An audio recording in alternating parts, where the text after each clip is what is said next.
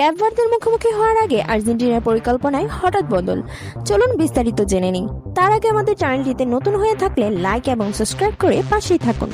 বাংলাদেশ সময় শনিবার ভোর 4টায় বিশ্বকাপের শেষ 32-এ ক্যাপ ভার্দের মুখোমুখি হবে আর্জেন্টিনা। নকআউটের লড়াই শুরু হয়ে গেছে। বিশ্বকাপ ঢুকে পড়েছে সেই অধ্যায়ে যেখানে এক ভুলেই শেষ হয়ে যেতে পারে সব। ক্যাপ ভার্দের বিপক্ষে আর্জেন্টিনাও এখন সেই পরীক্ষা দেওয়ার অপেক্ষায়। এর মধ্যে আর্জেন্টিনা দলের ভ্রমণসূচি সামান্য পরিবর্তন এসেছে।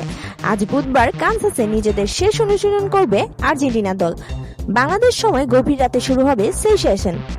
সেটি হবে মায়ামিতে রওনা দেওয়ার আগে তাদের শেষ প্রস্তুতি। অনুশীলন শেষে বিশ্রামের পর কানসাস সিটি থেকে মায়ামির উদ্দেশ্যে রওনা দিবে দল। সেখানে পৌঁছে শুরু হবে শেষ পর্বের প্রস্তুতি।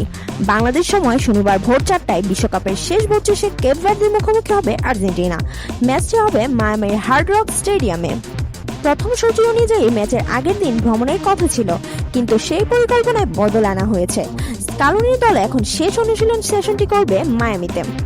সেই সেশনেই ম্যাচের আগে দলকে শেষ ছোঁয়া দেবেন coach Lionel Scaloni. Hard rock স্টেডিয়ামে আর্জেন্টিনার জন্য অপরিচিত নয়।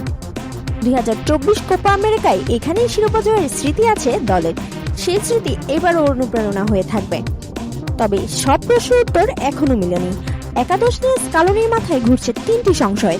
প্রথম সংশয় লেফট ব্যাকে নিকোলাস তাগলিয়াফিকো ও ফাকুন্দো মেদিনির মধ্যে লড়াই চলছে। দ্বিতীয়টির সেন্টার ব্যাকে ক্রিস্টিয়ান রোমেরো পুরোপুরি ফিট কিনা তা এখনো নিশ্চিত নয়।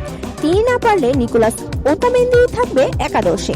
সবচেয়ে বড় প্রশ্ন আক্রমণে লিওনেল মেসির সঙ্গী কে হবেন, লাউতো মার্টিনেজ নাকি হুলিয়ান আলভেরাজ?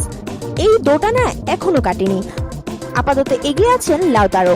সব মিলিয়ে প্রস্তুতির শেষ প্রহরে দাঁড়িয়ে আর্জেন্টিনা। যে ম্যাচ হতে পারে অনেক কিছু শুরু, কিংবা হঠাৎ করেই সবকিছু শেষ। ধন্যবাদ।